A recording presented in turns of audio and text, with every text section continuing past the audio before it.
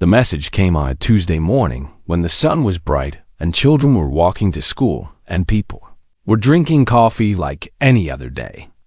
Ambassador Velthrin of the Korath hegemony stood in the Great Hall of the United Earth Council.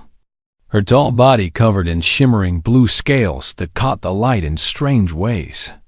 She had 4 arms and 2 legs, and her head was shaped like a triangle with large black eyes that showed no emotion. Behind her stood 3 other aliens from different species, all of them silent and still like statues made of flesh. "We bring news," Velthrin said in a voice that sounded like wind moving through metal pipes. "News that we wish we did not have to deliver." Admiral Shan Wei sat at the head of the human delegation. A woman of 60 years, with gray hair cut short, and eyes that had seen war and peace and everything between. She looked at the alien ambassador and felt something cold move through her chest. "Speak then," Chen Wei said. "We are listening." Velthrin moved her 4 hands in a gesture that humans had learned meant sadness among her people. 17 cycles ago, our deep space monitors detected an anomaly in what you call the Orion arm of the galaxy. We have tracked it and studied it, and now we know what it is. She pressed a button on her wrist, and a hologram appeared in the center of the room. It showed a spinning bowl of light that was so bright it hurt to look at, surrounded by waves of energy that twisted and turned like snakes made of fire. "This is a rogue neutron star," Velthrin continued. "It is the dead core of a massive sun that exploded millions of years ago. It weighs more than your entire sun, but is only 20 kilometers wide. It moves through space at tremendous speed, and nothing can stop it." The humans in the room looked at each other with confusion on their faces. They did not yet understand why this mattered to them. "The neutron star is moving toward your solar system," Velthrin said, her voice becoming softer now. "In 60 of your Earth days, it will pass close to your planet. Not close enough to hit you, no, but close enough to do something far worse." She changed the hologram to show Earth, beautiful and blue and green, spinning slowly in the darkness of space. Then she showed what would happen when the neutron star passed by. Its gravity will tear at your atmosphere and pull it away into space. Its radiation will boil your oceans and burn your land. Everything on the surface of your world will die. There will be no survivors. The room went completely silent. Admiral Chen Wei felt her heart beating hard in her chest. Around her, she could see the faces of presidents and generals and scientists, all of them frozen with shock and fear. "We have seen this before," Velthrin said. 14 species have been destroyed by this same neutron star throughout the history of our galaxy. We call it the Wandering Death because it moves without purpose and kills without mercy. There is no way to stop it, no way to change its path, no way to survive its passing. A young scientist named Dr. Marcus Webb raised his hand with a trembling motion. "What about evacuation?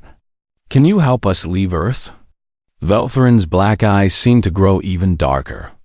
"We have brought evacuation ships, yes. We can save perhaps 12,000 of your people. We will take them to a colony world where they can start again." 12,000? Admiral Chen Wei stood up so fast her chair fell backward. "There are 9 billion people on Earth. You are talking about saving nothing." "We are talking about saving something," Velthrin replied. 12,000 is better than 0. It is the best we can offer. Our ships can only carry so many, and the journey is long and dangerous."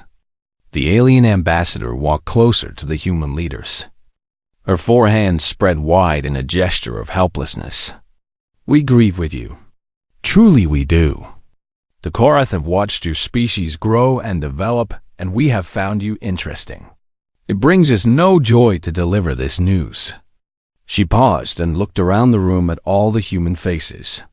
"Use your remaining days wisely. Say goodbye to those you love. Make peace with your gods if you have them. The Wandering Death cannot be reasoned with.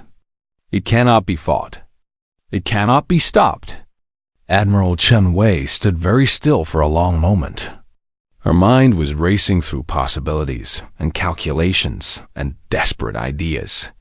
She thought about her grandchildren who lived in Beijing and her sister who lived in Brazil and all the billions of people who had no idea that death was coming for them. Then she did something that made every alien in the room take a step backward. She smiled. With respect, Ambassador Velthrin, Chen Wei said in a voice as calm as still water, "We have not agreed to die yet." The Korath ambassador made a sound that might have been a laugh among her people. "Admiral, you do not understand. This is not a choice. The neutron star does not care about your agreement." "Maybe not," Chen Wei replied, "but I care. And so do 9 billion other humans who are going to wake up tomorrow and keep living, because giving up is not something we do." She turned to face the other human leaders in the room, her eyes burning with a fire that seemed almost impossible given what they had just learned. "We have 60 days, she said. "That is not a death sentence. That is a deadline. And humans have always been very good at working under deadlines." The aliens looked at each other with expressions that humans could not read. They had delivered this same news to other species before, and the reactions had always been the same. Crying and screaming and begging and finally acceptance. But these humans were different. These humans were planning something. Velthrin stepped forward with her black eyes narrowed. "What exactly are you suggesting, Admiral?" Chen Wei looked at her with that same strange smile. "I am suggesting that we find a way to move that neutron star." The room erupted in noise. Alien voices mixing with human voices. Some laughing and some shouting and some just making sounds of pure disbelief. "Move a neutron star?" Velthrin said. "Admiral, that is not possible. The mass involved. The energy required. It cannot be done. Maybe not by your people." Chen Wei said, "But we are not your people. We are humans. And impossible is just a word we use to describe things we have not done yet." She turned and walked toward the door, her footsteps echoing in the suddenly quiet room. "Contact every nation on Earth," she called back over her shoulder. "Tell them to prepare for war. Not against each other, but against the universe itself." And with that she was gone, leaving behind a room full of aliens who were beginning to realize that they had greatly underestimated the strange little species from the third planet of an unremarkable star.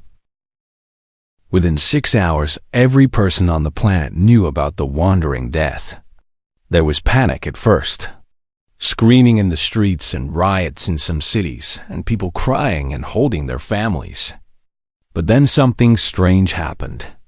Something that the watching aliens did not expect. The panic stopped. It stopped because the leaders of Earth went on every screen and every radio and every communication device and said the same thing: "We are going to fight." Yuki Tanaka was a physicist who worked at a research station in Japan. She was small and thin with glasses that were always falling down her nose and hair that she never remembered to brush. But her mind was sharper than any blade, and she had spent her whole life studying the forces that held the universe together. When the call came asking her to lead Project Prometheus, she did not hesitate. "Yes," she said into her phone while pulling on her shoes. "I will be there in 4 hours." Project Prometheus was the name humanity gave to their impossible plan. Scientists from every country gathered in a massive underground facility in Switzerland, the same place where they had built the great particle colliders years ago. Now they would use that knowledge for something far more desperate. The neutron star is moving at 1% of the speed of light. Tanaka explained to the hundreds of scientists who had assembled. It weighs about twice as much as our sun, but is compressed into a ball only 20 kilometers wide. The density is beyond anything we can truly imagine. She drew diagrams on a giant screen with her finger. Her movements quick and sharp. We cannot destroy it because there is no weapon strong enough. We cannot block it because nothing can withstand its gravity. So we must move it. A Russian scientist named Dmitry Volkov raised his hand. Move it how?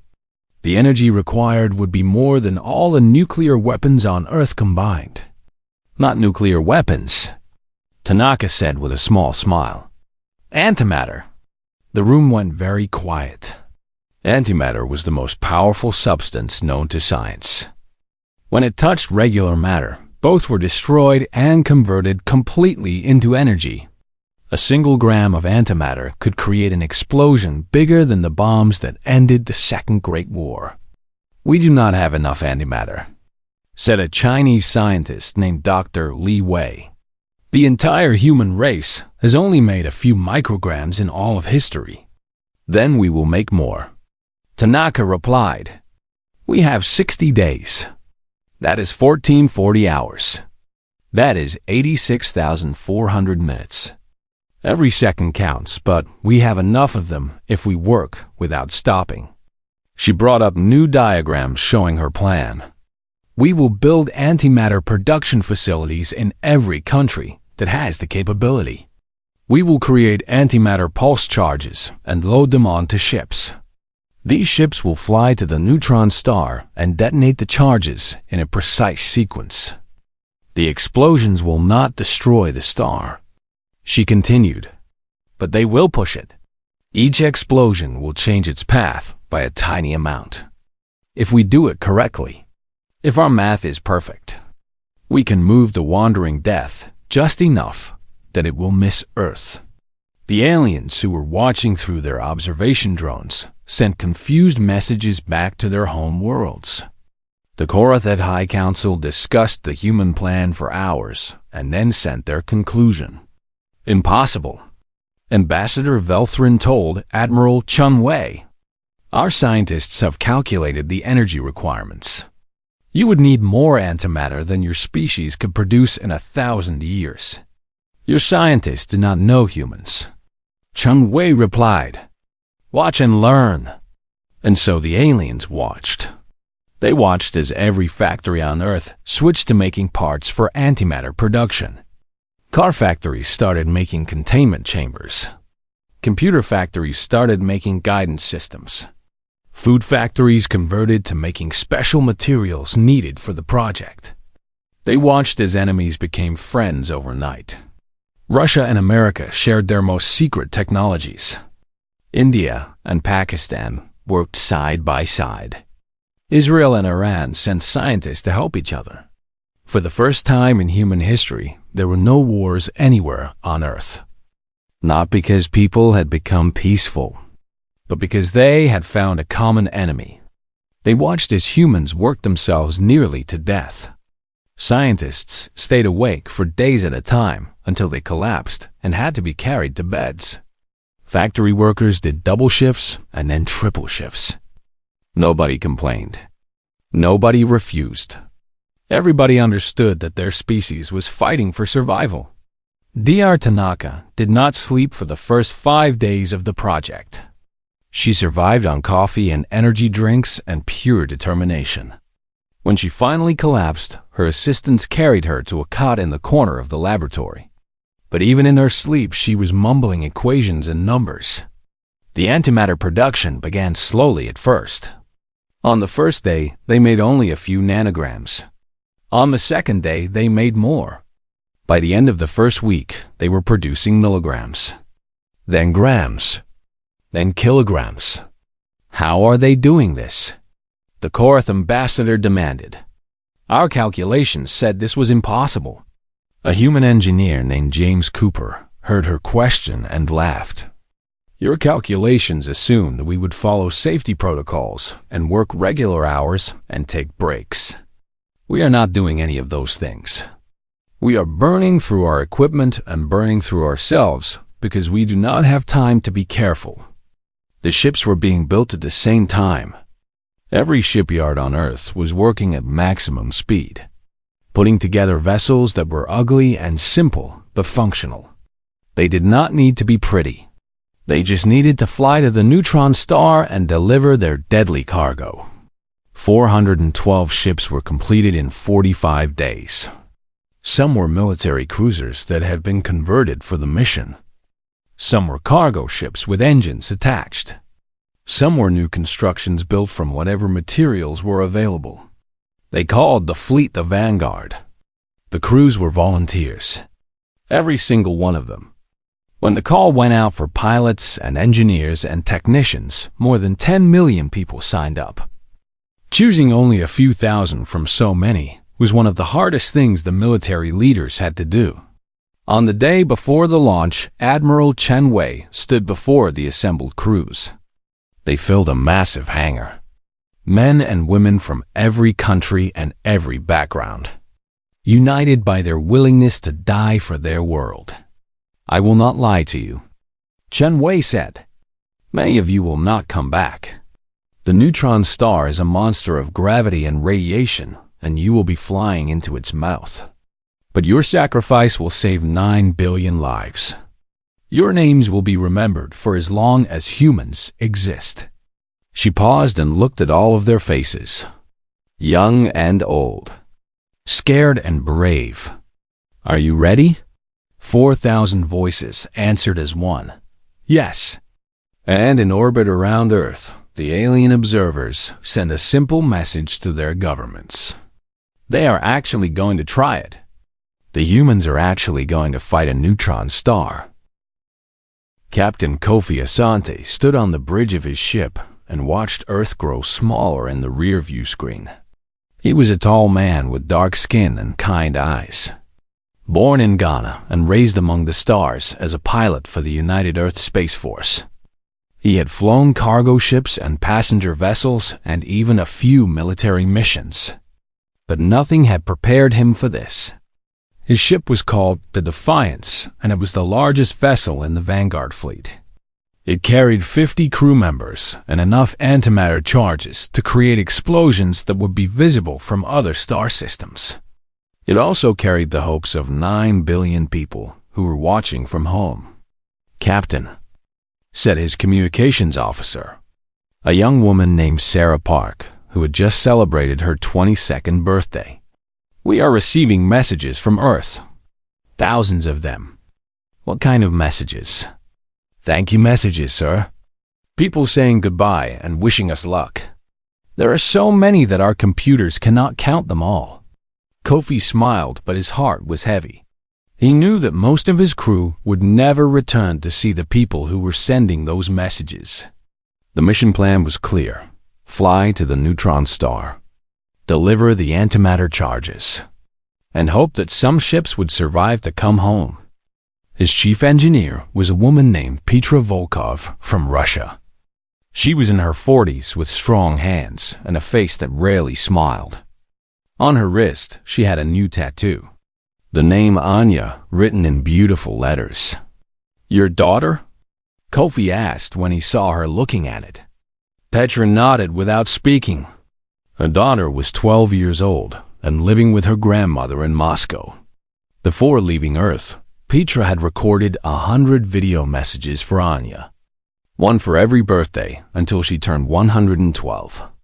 She will be proud of you, Kofi said softly. I hope so, Petra replied. I hope she grows up to live a long life because of what we do today. The fleet flew in formation. 412 ships spread across thousands of kilometers of space. They moved at speeds that would have seemed impossible to humans just 100 years ago. But the neutron star was moving faster still. They had to intercept it before it got too close to Earth, before its gravity began pulling at their planet. On the third day of the journey, something unexpected happened. Captain, Sarah Park shouted from her station. We are receiving a transmission from an alien vessel. It is Ambassador Velthrin. Kofi frowned. The aliens had made it clear that they thought the mission was foolish. Why would they contact the fleet now? Put her on screen, he ordered. The alien ambassador appeared on the main view screen. her blue scales shimmering and her black eyes reflecting the lights of her own ship. But something about her looked different. There was an emotion in her face that Kofi had never seen from a Korath before. "Captain Asante," she said, "my government believes your mission is impossible. They have ordered all Korath vessels to maintain a safe distance and observe your failure." Kofi felt anger rise in his chest. "Then why are you calling? To mock us? No." Velthrin's voice was strange, almost desperate. "I am calling because I disagree with my government.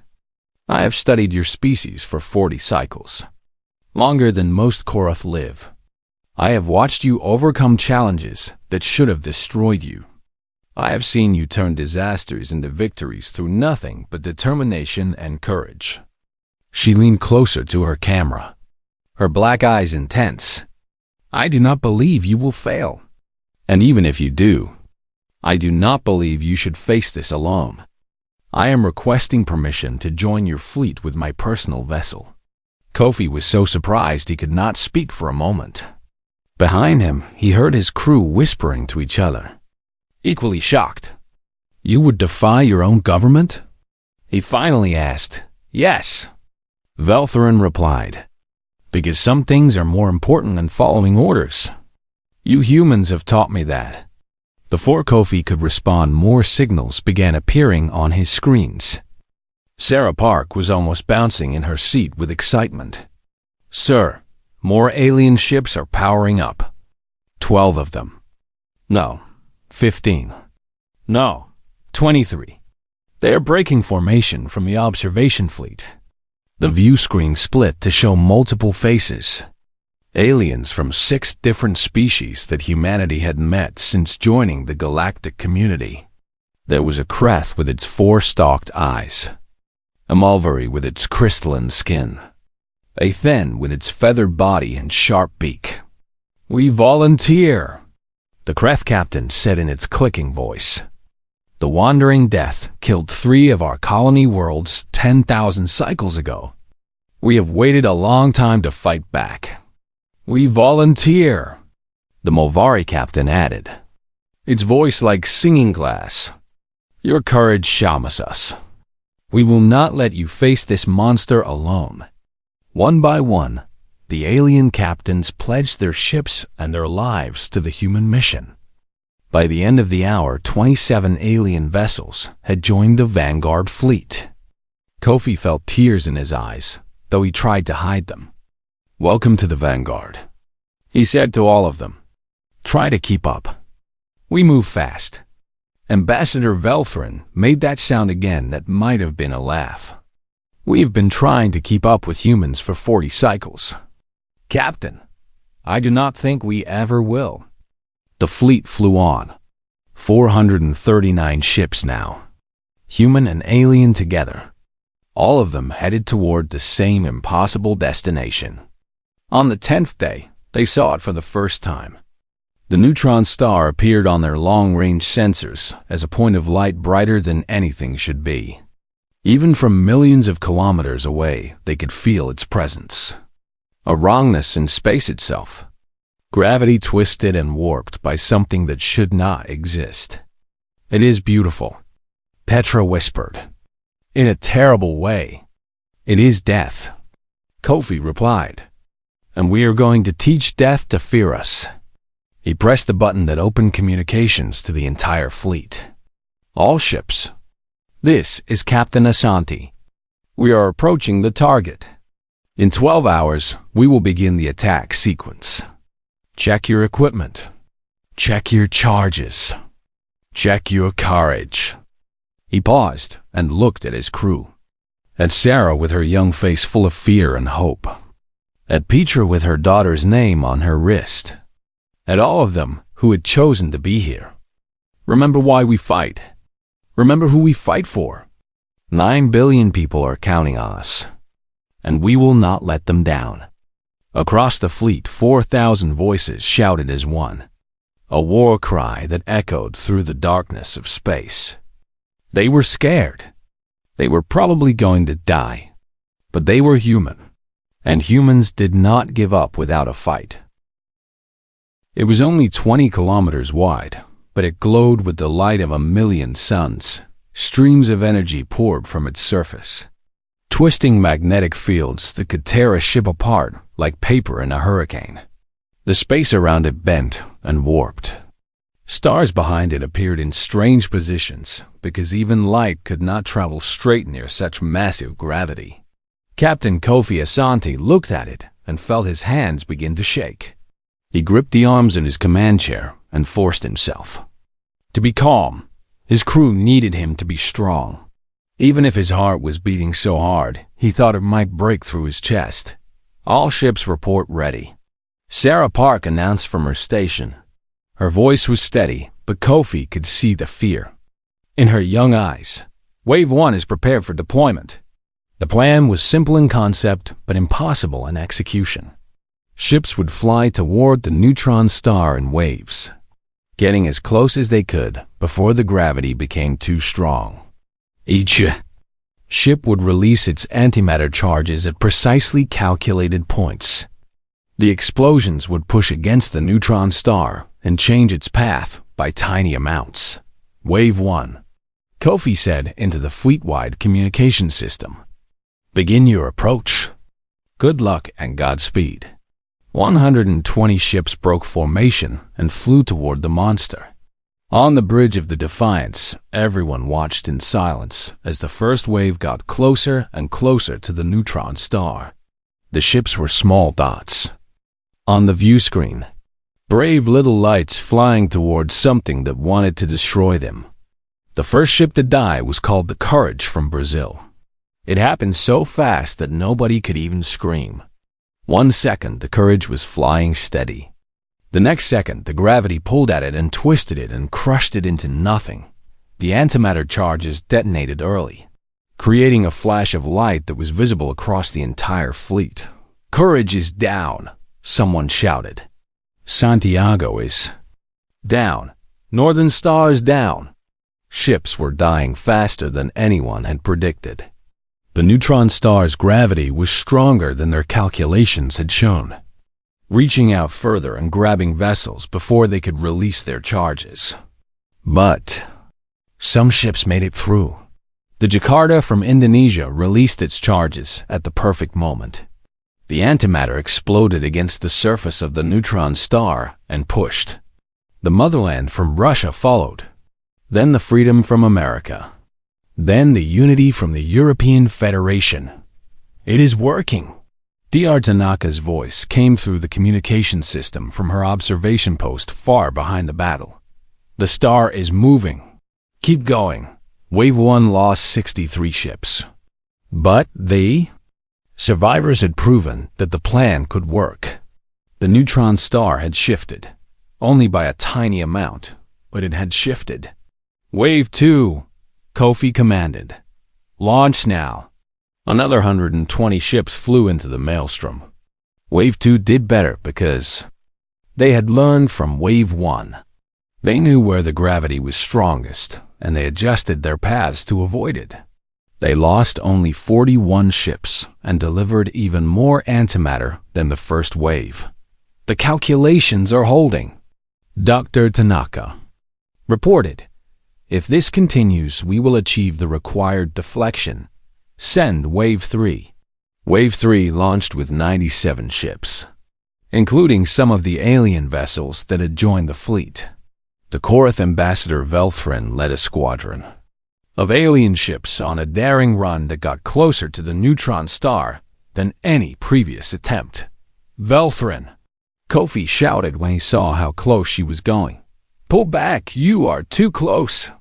Negative, Captain, her voice came back, distorted by the massive gravity. We can deliver more charges from this position. We can push harder. Her ship released its payload and turned to escape, but the gravity caught her. For a horrible moment, the Defiance's crew watched as Velthrin's vessel was pulled toward the neutron star. Then something amazing happened. 3 human ships, the Tiger from China and the Bear from Russia and the Eagle from America, flew directly into the gravity field. They used their engines at maximum power to push Velthrin's ship away, sacrificing their own chance of escape. "What are you doing?" Velthrin screamed. "Saving a friend," the Chinese captain replied. "Get out of here, Ambassador. Tell your people that humans pay their debts." The three ships were crushed, but Velthrin escaped. On the Defiance, Kofi saw something that made his blood run cold. There, Tanaka was sending new numbers. The losses had been too high. They did not have enough ships left to complete the mission. "Captain," Petra Volkov called from her engineering station, "we are 87 ships below the minimum requirement. If we send Wave 4 with our current numbers, we will not achieve sufficient deflection." Kofi looked at the numbers and understood what they meant. Even if every remaining ship succeeded in delivering their charges, even if no more ships were lost, they would still fail. The neutron star would not be pushed far enough, and Earth would still die. "There has to be a way," he said. But his voice sounded hollow even to himself. Then his eyes fell on the Defiance's own weapon systems. The massive antimatter charge sitting in the cargo bay, the biggest single payload in the entire fleet. It had been held in reserve for the final push, but now there was another use for it. If a ship got closer, Kofi said slowly, much closer than the others, and delivered a charge directly into the neutron star's magnetic field, would that provide the extra deflection we need? Petra looked at him with horror growing on her face. "Yes, theoretically, but Captain, no ship could get that close and survive. The pilot would have to fly manually because the computers would fail. It would be a one-way trip." Kofi finished for her. He stood up from his command chair and looked around at his crew, at these brave men and women who had followed him into the darkness of space. He thought about his family back on Earth, his mother in Ghana and his brother in America, and all the people he loved. Then he thought about 9 billion people who would die if he did nothing. "All ships," he said into the communication system. "This is Captain Asante. We are short on numbers, but not on courage. I am taking the Defiance in for a manual delivery run. All other ships are to continue with Wave 4 as planned." "Captain, no," Sarah cried out, tears streaming down her face. "Sir, you cannot." Petra shouted, but Kofi just smiled at them. A sad and peaceful smile. "I can and I will. This is why we came here. This is what we trained for. Petra, get everyone to the escape pods.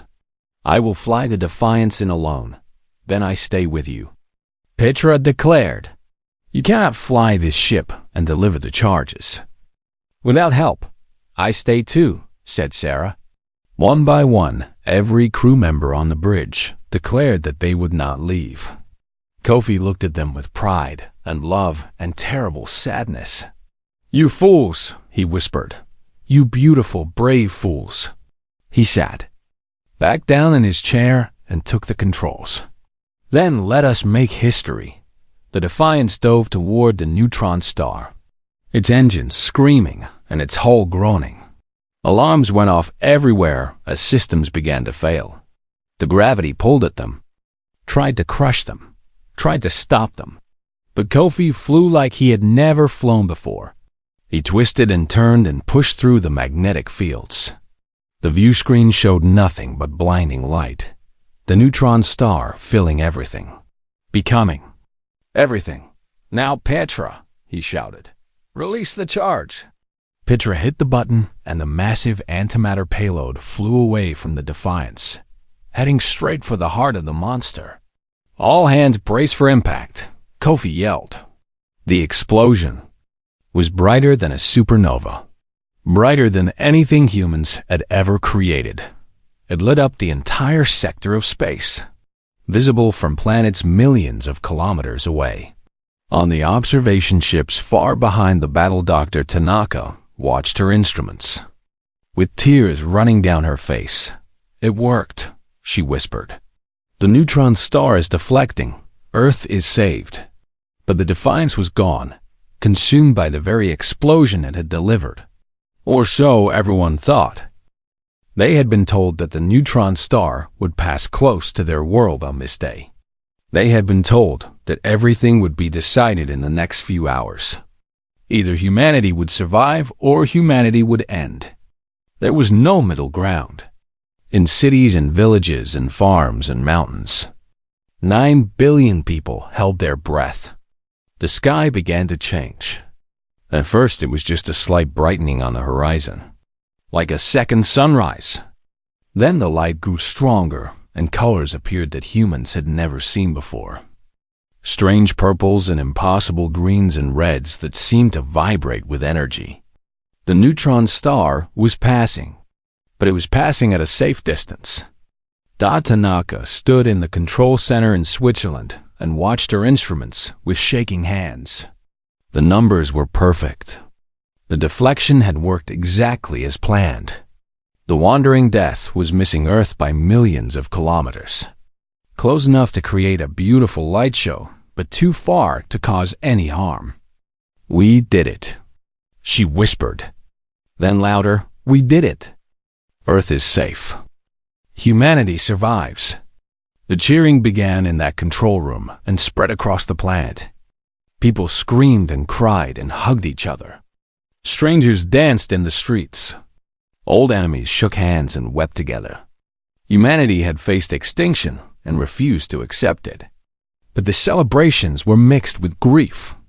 The memorial was built in Geneva, a great wall of black stone with names carved in golden letters.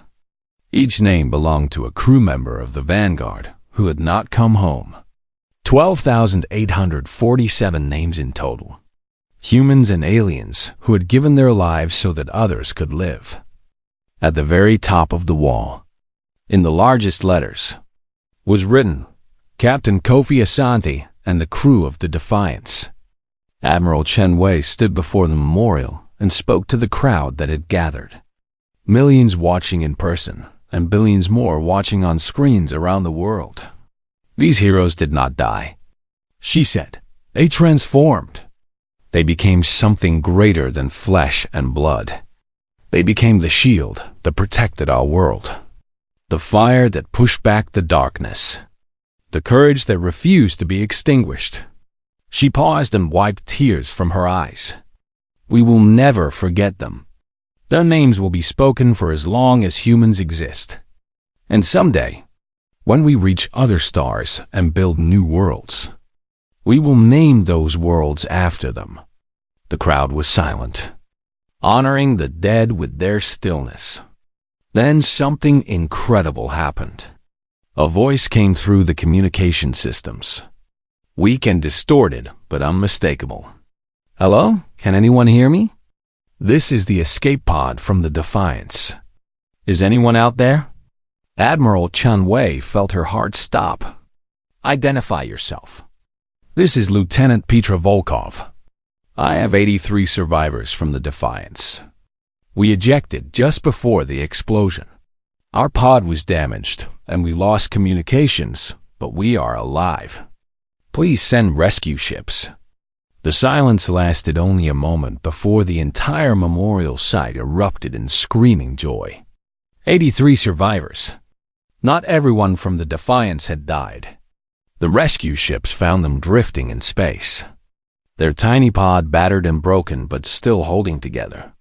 Petra was badly burned, and several others were injured. But they were alive. When the reporters asked Petra how they had survived, she gave all the credit to Captain Asante. "He saved us," she said from her hospital bed, the name Anya still visible on her bandaged wrist. At the last moment, just before we released the charge, he ordered us into the escape pods. He said he would fly the ship manually for the final approach. He pushed us into the pods himself and sealed the doors. Her voice broke with emotion. He knew he would not survive, but he made sure we would. That is who he was. That is what humans do. Captain Kofi Asante had died alone on the bridge of the Defiance, flying his ship into the heart of a neutron star so that his crew could escape. His body was never recovered. He had been transformed into pure energy by the explosion he had created, but his spirit lived on. 1 year after the battle, Ambassador Velthrin stood before the Galactic Concord, the great assembly of all known civilizations in the galaxy. Her blue scales shimmered under the lights, and her black eyes reflected the faces of thousands of alien delegates. "I come to speak about humans," she said. The assembly grew quiet. Everyone knew about the battle against the Wandering Death. The news had spread to every corner of the galaxy, but they wanted to hear what the Korath ambassador would say. "When the Wandering Death approached Earth, we told the humans it was impossible to survive," Velthrin continued. "We told them to accept their fate, to evacuate who they could and let the rest die. We thought we were being kind." She made a sound that humans had come to recognize as bitter laughter. "We were being fools. The humans did not accept their fate. They built ships and made weapons and flew into the face of destruction. They lost thousands of their people, but they saved billions. They did what every species in this assembly said could not be done." She looked around at the alien faces watching her. "And they did not do it alone. When humans flew toward the neutron star, ships from 6 different species joined them. My own ship was among them. We joined because human courage inspired us. Human determination shamed us. Human refusal to surrender made us want to be better than we were." The assembly was completely silent now. "For 10,000 cycles we have measured species by their technology," Velthrin said. "We have ranked them by their lifespan, their scientific achievements, their military power. We looked at humans and saw a young species with primitive technology and short lives." She paused, and when she spoke again, her voice was filled with something that sounded almost like reverence. "We measured wrong. Humans do not have the best technology, but they make the best use of what they have. They do not live long, but they make every moment count. They are not the strongest, but they never, ever give up." She raised all 4 of her arms in a gesture that meant ultimate respect among her people. "I propose that humanity's classification in our records be changed. They should no longer be labeled as primitive or pre-ascension or non-essential. They should be labeled with a warning that all species should remember." On the great screen behind her, 2 words appeared in every language known to the galaxy. "Do not underestimate." Assembly voted unanimously in favor of the change. Back on Earth, the survivors of the Vanguard lived their lives in peace. Petra Volkov recovered from her injuries and returned home to her daughter Anya. She spent her days telling stories about the brave crew of the Defiance and the captain who had saved them all.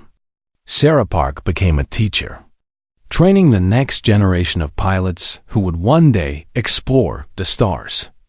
Tanaka continued her research, now with funding from a dozen alien governments who wanted to learn from human creativity. Admiral Chun Wei retired and wrote a book about the battle. She dedicated it to Captain Kofi Asante with words that would be remembered forever. He was one man against the universe, and the universe blinked first. And somewhere in the depths of space, far from any planet or star, the Wandering Death continued its endless journey.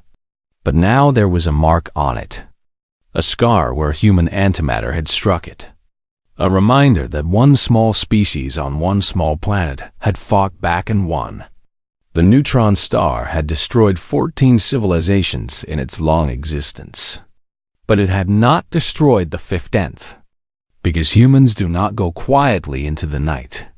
Humans rage against the dying of the light, and sometimes against all odds, against all reason, against everything the universe throws at them. Humans win.